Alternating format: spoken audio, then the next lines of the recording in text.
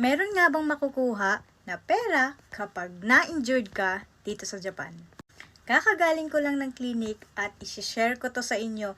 Dalawang klase po ito. At itong dalawa, nasubukan ko na.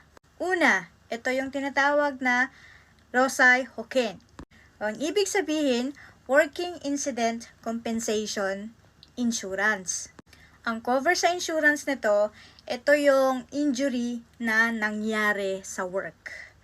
Kung meron ka mang illness, disability, or death dahil sa work, may makukuha po kayo. In my case, dati, na-injured po ako during work. Okay, ang injured ko po noon ay dito sa likod. At paano naman mag-file nito? Ganito po yan. Sa Rosai muna tayo ha.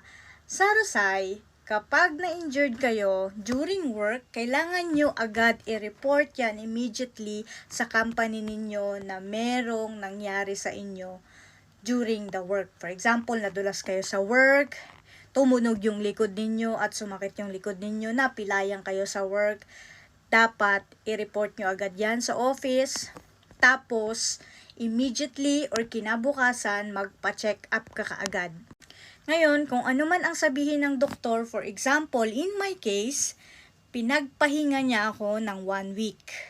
Tapos, sasabihin ko yon sa office na ipapasok ko siya sa Rosai. At sasabihin mo rin sa clinic na yung nangyari ay dahil sa work. At sasabihin mo rin na ipapasok mo siya sa Rosai.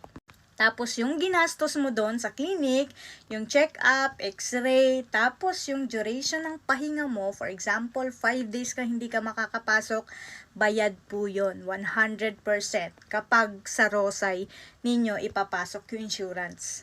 It takes time nga lang bago mabalik sa inyo yung pera, pero at least 100% mababalik sa inyo. In my case, 1 month lang yung tinagal ng proseso kasi kailangan ko ng form galing sa office, pinadala sa bahay, tapos mula dito sa bahay, binigay ko doon sa clinic, kaya medyo natagalan yung proseso. Pero, mga nasa 1 month lang yung sa akin, tas nabalik na sa akin agad yung pera ko. Kasi sa pagpapacheck up, ikaw muna magluluwal doon, medyo masakit nga lang dahil wala ngang less yung yung check-up na babayaran nyo doon, pero mababalik po yun 100%. Ayun po yung sa Rosai. Itong pangalawa, ito yung maganda. Alam nyo bakit? Ito ang tinatawag na Shobyo Teate. Ito po yung sickness allowance. Paano naman po i-file ito?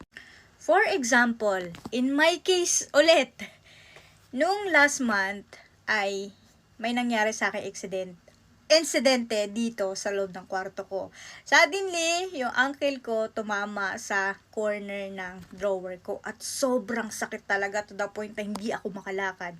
Ang ginawa ko, pumunta agad ako sa clinic, orthopedic clinic po kapag nasa mga bone ang problema. Tapos, yun, na-diagnose nga ako doon na may dents ang aking buto. So, pinagpahinga po ako ng 2 weeks. Ngayon, ganito po ang mangyayari. Ifa-file nyo po siya, sasabihin nyo po sa company nyo na ipapasok po yon sa Shobyo Teate. Kung tama ba yung pagka-pronounce ko. Dahil ang cover po nito, ito yung insidente na hindi nangyari during work. Kumbaga, dito sa labas ng work, nangyari sa kalsada man yan, sa bahay man yan, basta hindi during work. Yun po yung cover ng Shobyo Teate. At ang mababalik po sa inyo yung 60% ng sahod nyo. Kaya kapag may nararamdaman kayo tapos hindi during work, magpa-check up na agad kayo para maiwasan natin yung malala ba na pangyayari. Para yung kahit konti man niyang sakit na yan, observe nyo muna, tapos kung hindi na talaga kaya, magpa-check up. Huwag nyo pong panghinayangan yung pera dahil nababalik naman po yan. At nagbabayad tayo ng insurance dito, bes. Hindi po yan nata-tax return. Kaya, gamitin nyo yung mga binayad nyo na insurance na yan. And in my case nga po, kakagaling ko lang sa clinic at nag-file po ako ng Shobyo Teate. Sinabi ko sa company na ipa-file ko ito dahil 2 weeks nga po akong hindi nakapasok. Tapos, binigyan nila ako ng form, papunta rito sa bahay, sinan nila yung form. Tapos yung form, binunta ko doon sa clinic, tapos pinil upan nila. It takes 3 weeks yung tagal nung pag-fill up nila ng form na to doon sa clinic. Tapos, yung kakabalik ko lang doon, kinuha ko na yung form na pinilapan nila. Tapos, ibabalik ko yon sa office. Tapos, yung office, sila po yung mag-aasikaso po nun. So, mag-aantay na lang po ako kung kailan nila ipapasok sa salary ko.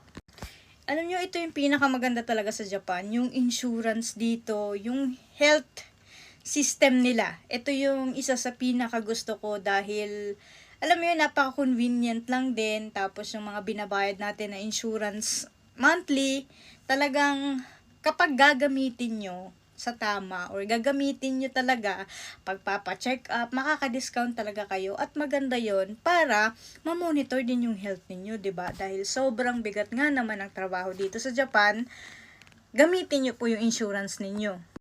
Maglaan kayo ng pera doon sa emergency fund ninyo. Kaya kapag may mangyaring masama sa atin, magpa-check up po agad tayo. Ako yun po agad yung mindset ko eh. Kapag masakit ang ulo ko, 3 days na magpapa-check up agad ako. Tapos kung may masakit man na buto sa akin, magpapa-check up talaga agad ako. Hindi naman sobrang mahal yung pa-check up dito dahil nga nagbabayad tayo dito ng insurance. Ang mahal ng insurance dito mga bes. Kaya ngayon, alam nyo na, magpa-check up na po kayo kapag meron man kayong masamang nararamdaman. Huwag po natin yan tiisin. Dahil katawan ng puhunan natin dito sa abroad, ipa-check up mo na yan. So yun po, 2 klase makukuha dito kapag na-injured tayo. Yung una ay Rosai, yung pangalawa ay Shobyo Teate. Kaya, i-file nyo na yan kapag meron kayong nararamdaman, magpa-consult kayo sa doktor and piliin nyo yung doktor na medyo marunong mag-English para magkaintindihan po kayo. Or else, meron namang Google Translate na malaking tulong din talaga dahil sila din ang nag-a-adjust sa atin. Okay, sana may natutunan kayo dito about sa insurance at kung meron pa kayo mga questions, comment down below and don't forget to follow, subscribe to my channel. Poison Ivy Jane! Matane!